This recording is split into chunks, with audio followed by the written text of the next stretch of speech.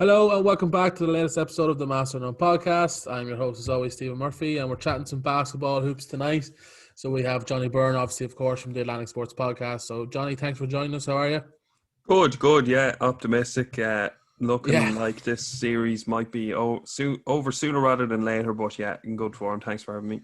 yeah, I think we're all happy that currently Lakers lead 3-1, but I think after game two, a lot of us thought sweep was on the cards. So Mm. at least the Heat have got one so far, and hopefully maybe win game five and make it interesting. But we're obviously game four last night. Lakers win a pretty close game. Like the game had nine ties, nine lead changes, and no one led by more than 9 points. So like competitive, and the Heat were definitely in the game up until the last minute or so. So a lot of positives to take. Obviously, Bam Adebayo back, which is huge for the Heat.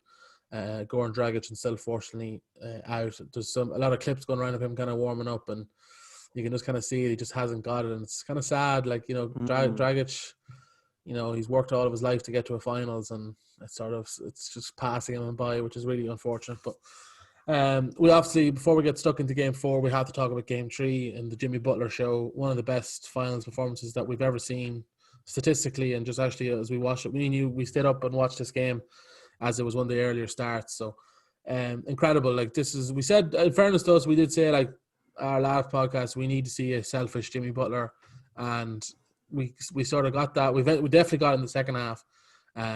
He took a lot of shots, and he had to because he didn't really have much help, and come up with a 40-point triple-double. Very impressive. But what did you think about Jimmy Butler's performance in that game three? Yeah, I think Eric Spoelstra was listening to the last edition of the Master of None Yeah, podcast because huge fan. number of things that we called that were effective in this game, as you said, Jimmy Butler being selfish with the ball, and that's exactly what he did, and he put up, as you said, one of the most historically fantastic performances that we've ever seen in a playoffs. Only one of three people to put up a 40-point triple-double, along with his opponent LeBron James and Jerry West, I believe.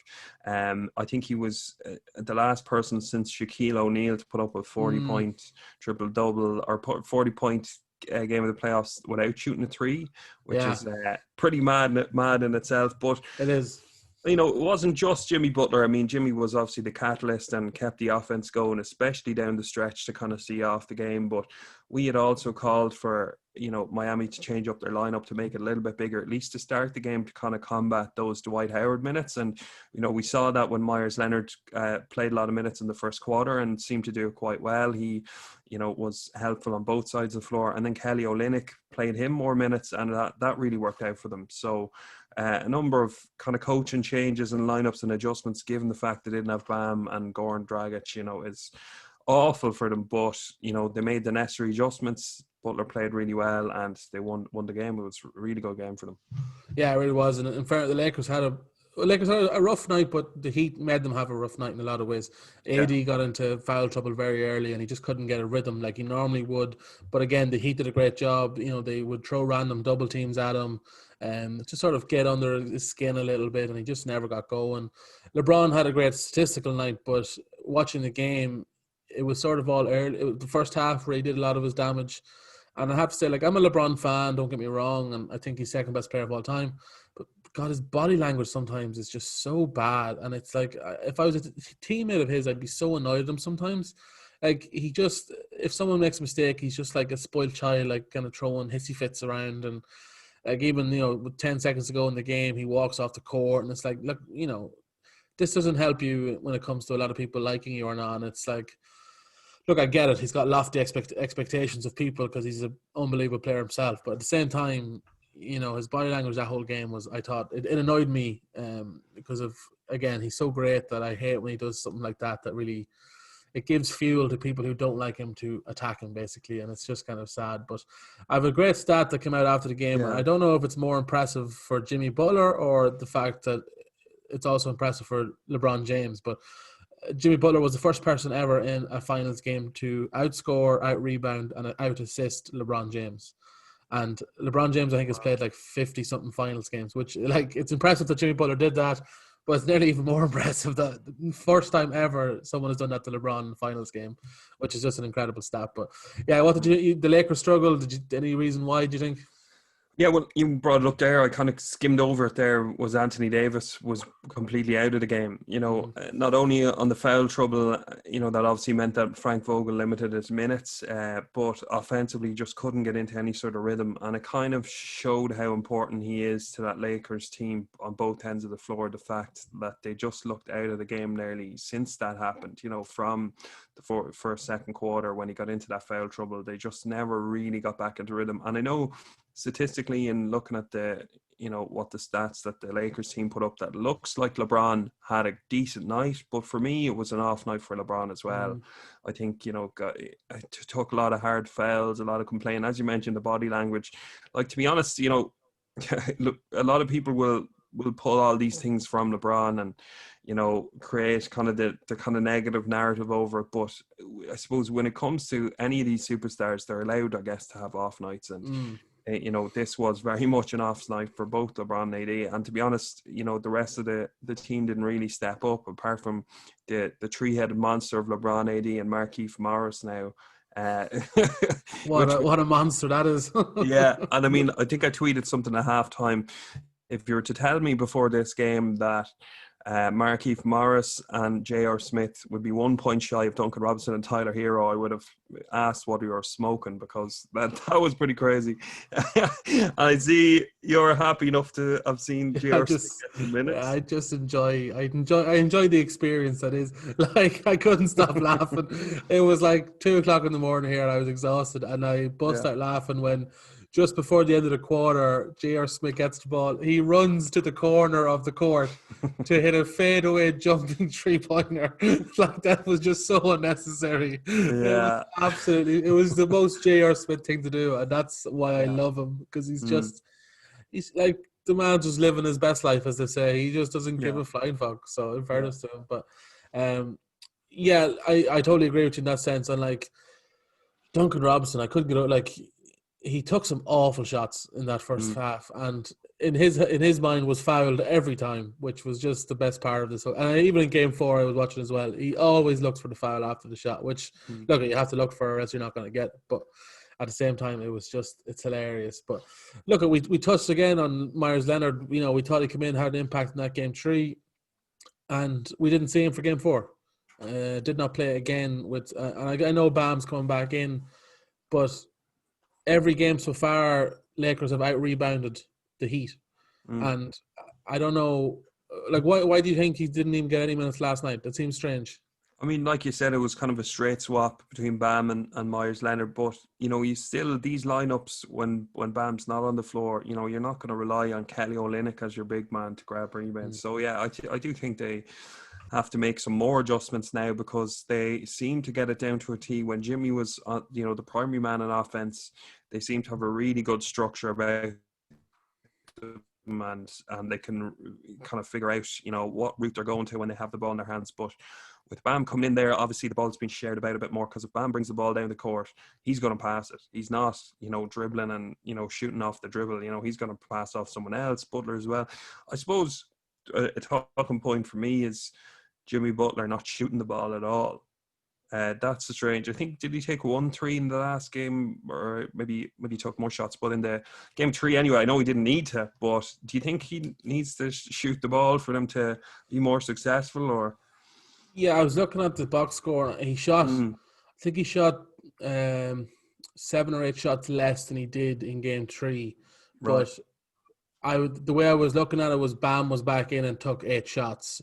So it was sort of as if he was kind of, letting Bam get his shots. But yeah, I think he still needs to be. Look, he was never going to reproduce what he did in Game 3, because that's just, statistically going to be very tough to do.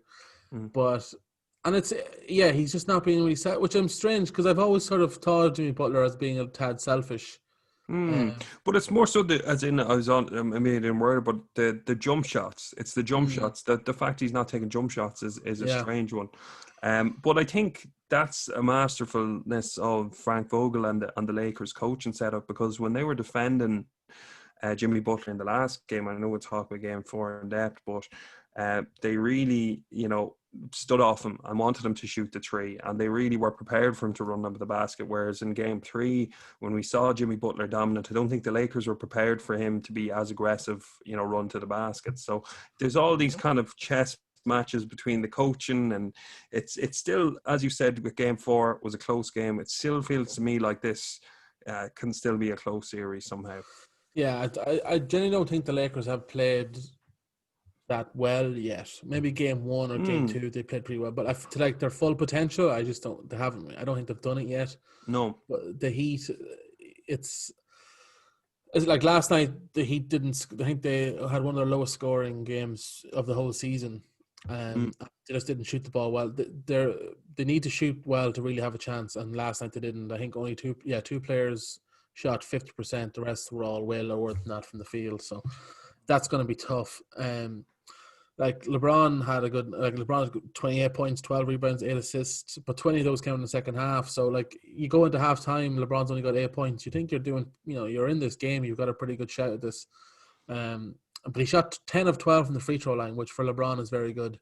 Yeah, very much so. I mean, that's one of his Achilles heel throughout his career. So, that was massive for him. But like again, the role players for Lakers came up with a good, some key buckets. Like Caldwell Pope had 15 points. Shot 3 from 8 from 3-point range, but still, that's sort of where that's a good game for him nearly. Do you know what I mean? Yeah. With his percentages and stuff like that. So I think to touch on your point about Butler kind of driving to the basket, I think they're trying to get Davis in foul trouble. I think that's what they're trying to do because of how well it worked in game 3. Do you know what I mean? I'm interested to get to, like, if this game does end, or this series does end Friday night, who's your MVP? That's a good question. I know. Markieff Morris probably. No. It's and a to be tough said one for because JR. Is there anything to be said for JR? there might be a few votes, all right, but Yeah. look, it has to be LeBron because obviously there's the whole narrative of LeBron's return to the finals and how successful he's been, and the whole greatest of all time debate and all this, and that's definitely you can't pretend that that's not going to be a factor when they're deciding this. If Anthony Davis had bigger games and he didn't have his off night in game 3, I think and probably Anthony Davis, because I think if Anthony Davis's offense gets flowing, he's shooting shots. I nearly think in game 4 there, when there was, I think 5 or 6 points between them, and Davis shot a 3 just kind of nonchalantly. It reminded me very much of Kevin Durant for the Warriors against the Cavs, just pulling up from 3 and just shooting the dagger. Like, it was very much like that. And he feels like the kind of Kevin Durant of the team for me. So it has to be LeBron because he's been consistent with his numbers, with his passing, with his rebounding. And if LeBron comes out all guns blazing, it could just even come down to who plays better in game 5. Yeah, I agree. I think a lot of these awards are narrative driven, so I think you're right with that. But I seen a good stat again when I was doing some research, and for AD's case, like last night, the Lakers outscored the Heat by 17 points when he was on the court, and for the 6 minutes that he was off the court, they were outscored by 11. So there's a lot. I think the plus minus and all that will show that Anthony Davis has been more important, but I think I'd go with LeBron as well, just because I think if you take Anthony Davis off this team, I think they're still competitive. If you take LeBron off this team, I think the Heat win. Is that fairly comfortably? Does that make sense? I don't know why. I have nothing to back that with, obviously, but that's I just said makes the opposite of what I just said there sensible. I don't know. I think, but I agree with you. He's very much like Kevin Durant, and it's a lot of the big men these days. Like back when we were growing up watching basketball, big men, when they shot the 3 ball, well, rarely that they did, but if they did, they looked unnatural doing it. Like Anthony Davis shooting that 3 ball, it looks like a shooter. Do you know what I mean? His form, the way he releases it, the way he steps into it, everything about that is natural, whereas it doesn't look forced. So I think, you're right with that, with Kevin Durant and stuff like that. Obviously, Kevin Durant's a much better scorer, but Davis is like, he's a freak. Yeah. On both ends. Yeah, it's tough, that MVP. I'm interested to see how it goes. I really am, because it's. I'm sorry, it's going to my head. Have you seen Skip Bayless's new hot take? No. Oh man, this Nor is do I probably want to hear it, but go oh, on. you're going to enjoy this one. Anyone who hasn't listened, whoever's listening that hasn't seen it, is he tweeted Right. today that LeBron winning this championship hurts his GOAT status. Oh God. Oh no. So I responded to being like, yeah, 100% agree. He should lose. In fact, he should never win another game. He Yeah. just quit now and never win another game. Like, you got to give the Well, skip. It's tough to keep coming up with this shit, man. I hate, I would not necessarily hate, but I would more dislike the whole idea of thinking that this series is over before it is, because, like, Mm, obviously, look, it's going to be, near impossible for the Heat to bring this back. From 3-1, we saw the Nuggets do it twice in a row, but yeah, look, that's earlier stages. But against LeBron, against when they have Adebayo in injury trouble and Goran Dragic probably not going to play in this series, the odds are completely stacked against them now, and that's the thing. But it's kind of hard not to, at the same time, speak about, what will this do for LeBron's legacy, or, what, given our thoughts on the bubble overall, and what this championship means. I've a question for you now. I heard this being talked about on podcasts now, because of the whole narrative is 3-1 Lakers. They're expecting if they don't win the next game, they'll win the one yeah. after. Do you think this championship means as much, given the circumstances of COVID and going to Orlando and no home advantage and all this? I've thought about this because I see people, going back and forth on it, and I can see both cases. So, like, obviously there's no travel involved, you're sleeping in the same bed every night. So the wear and tear isn't the same. Don't get me, like, that's, so I can see that argument, you're not going away to, you're not playing in arenas that are all, hoping that you lose. So that's one side of things, but then also, you've been away from your family for the last, like, when did they go into the bubble? When did it start in the bubble? July, end of July. July. Yeah, Yeah. so you've been away for months now. The mental toughness that with the COVID and everything, like, I think I would see no reason that it shouldn't matter as much as the rest of them. Do you know what I mean? Like, it's not the Lakers' fault that the Clippers blew their fucking lead. Do you know what I mean? It's not the Mm. Lakers' fault that Giannis couldn't get past the Heat. You know what I mean? Like, I think punishing the Lakers for that would be nonsensical, because, again, it's out of their control. They did what they had to do.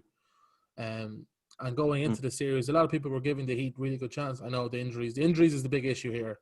It's the fact that you didn't play a full strength Heat team at any stage. Well, game one, um, you did, but, like, so that's tough. But at the same time, no, I don't. It hasn't been easy. I'm sure. Like, we've seen Paul George struggle very much mentally with being in the bubble for Mm. that length of time. Mhm. We've seen players come out saying, like, that was really tough. I don't know how they're still doing it and stuff like that. So, uh, if I was to come down with an actual verdict on it, I would say, yeah, it means I wouldn't. There'd be no asterisks on this championship for me. But what about you? Mm.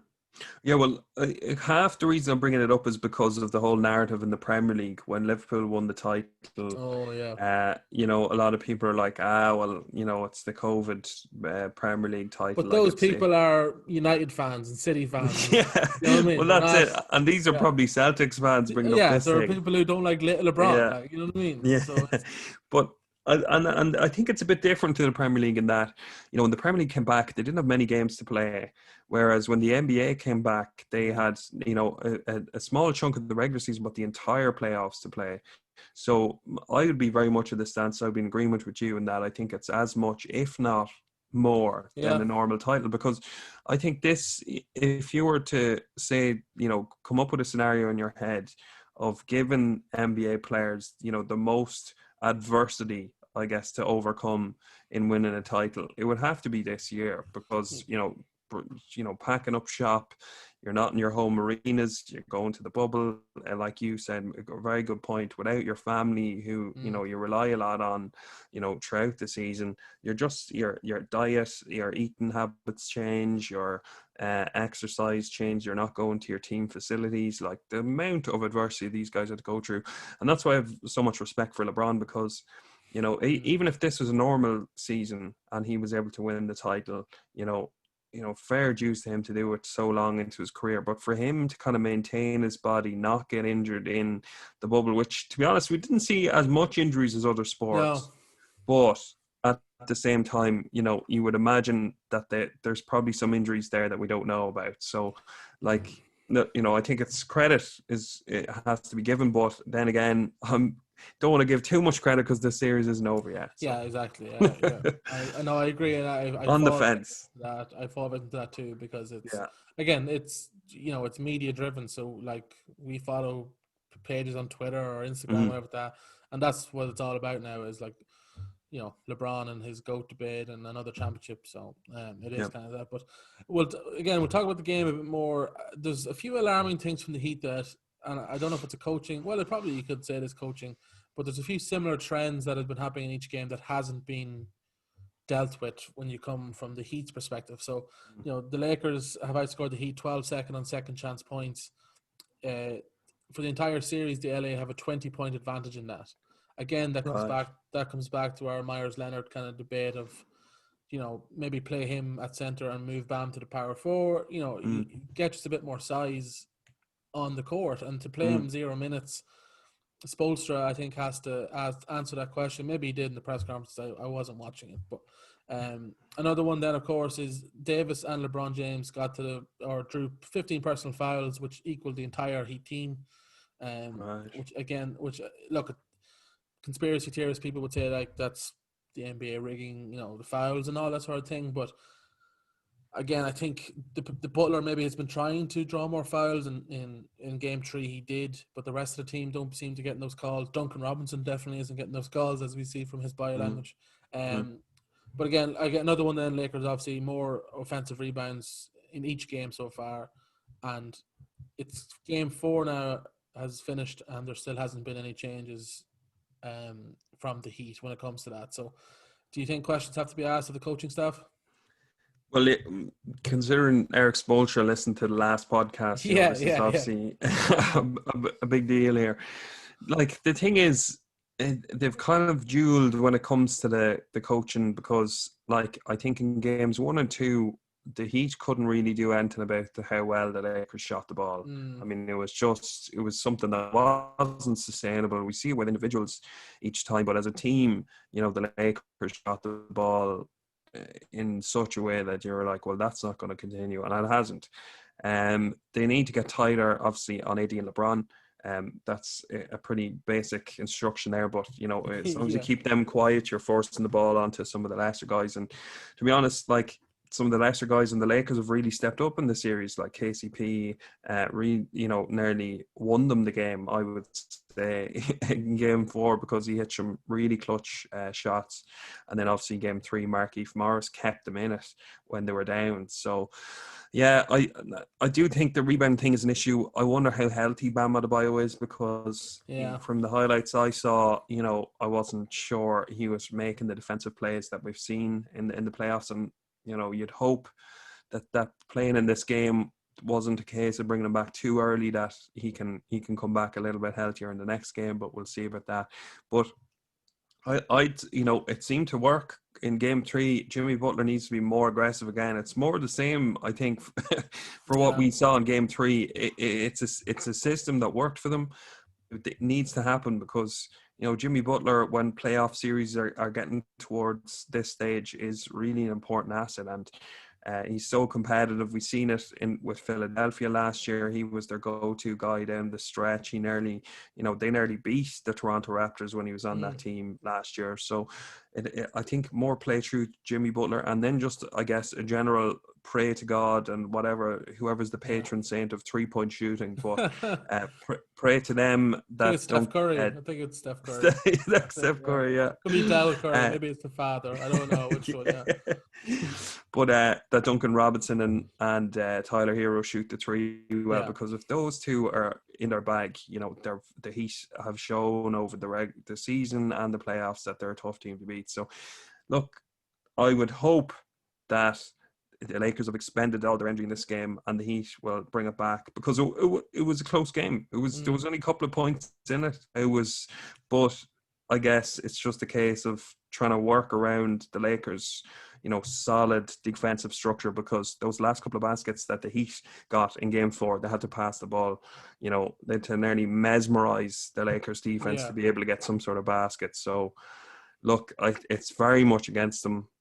I'm not sure how hopeful I am, but I would, as a kind of neutral, I hope the Heat take the next game at least. Yeah, I agree. I think majority of people who are neutral, so will also kind of hope that. But yeah, I think shooting, unfortunately, it's look at as I think most the commentator Van Gundy said, look, it's a make or miss league. Do you know what I mean? It really is down to that kind of thing, and like.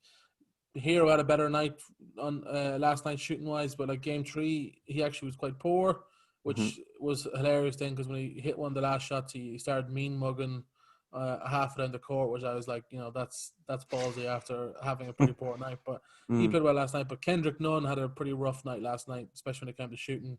He was 2 from 11 from the field, and it kind of got to a stage watching it back where the Lakers were like, let him shoot. Do you know what I mean? And that's you can't have anyone out in the court like that. No. If you're gonna try and beat the Lakers, because you can't just go to Jimmy Butler like, "Oh, get us another 40-point triple double there, please." Unfortunately, that's just not how it works. So, no. If you have a decent night from Hero, if Kendrick Nunn, because Kendrick Nunn can come in, we've seen he can come in and contribute on the scoring side of things. So, I definitely would start Leonard again. I'd start him and Bam. Just go big at the start. I think you need to. I've seen another great actually when I was doing some research. Every game so far, whoever's won the first quarter has gone on to win the game.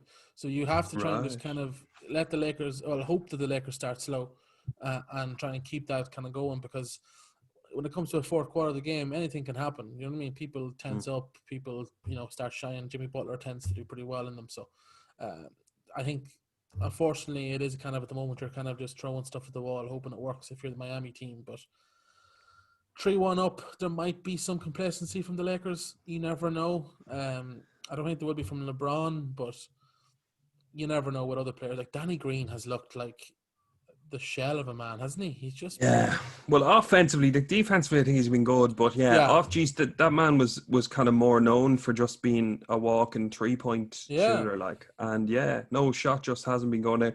Like, this the thing, like the Lakers are the team to beat, and I think nearly since we saw the Clippers kind of struggle a little bit, I think even despite the kind of explosion of the Heat in the playoffs, I think the Lakers with LeBron have always been the team to beat, and I think credit has to be given to them in their kind of structure there, the fact that the role players have stepped up in certain games, the fact that they've been able to keep LeBron and AD healthy. And I feel like nearly over the course of these couple of podcasts I haven't been complimenting the Lakers well enough, and it's hard to as a Boston Celtics fan, but this is a team that came in when LeBron first was signed, was full of absolute misfits, and somehow some of these misfits, the likes of Rondo, the likes of, you could probably call Kuzma a bit of a misfit at the time, like, are slowly blending into this structure and really performing well. So I mean, that's my bit of compliments to the Lakers done now. So. Yeah, well, if they win the championship, we'll compliment them a bit more. But Rondo is like, talk about a frustrating player if you're like one of the teams he was on like before this, because it's literally like he plays when he wants to, and when he does want to, he's brilliant. Yeah. And it's like the other times he just doesn't care.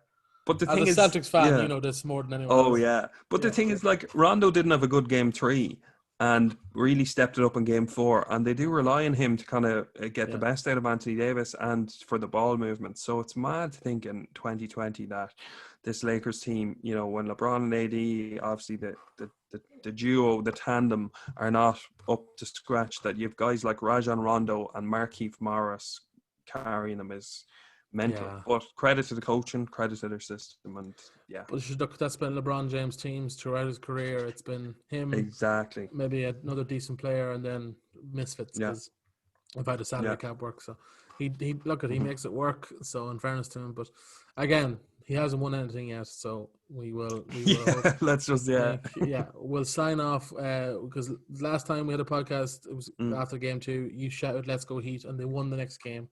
So I think it's on you, really. This is what Coach Spo needs to do. Just listen to the podcast again, like he did before.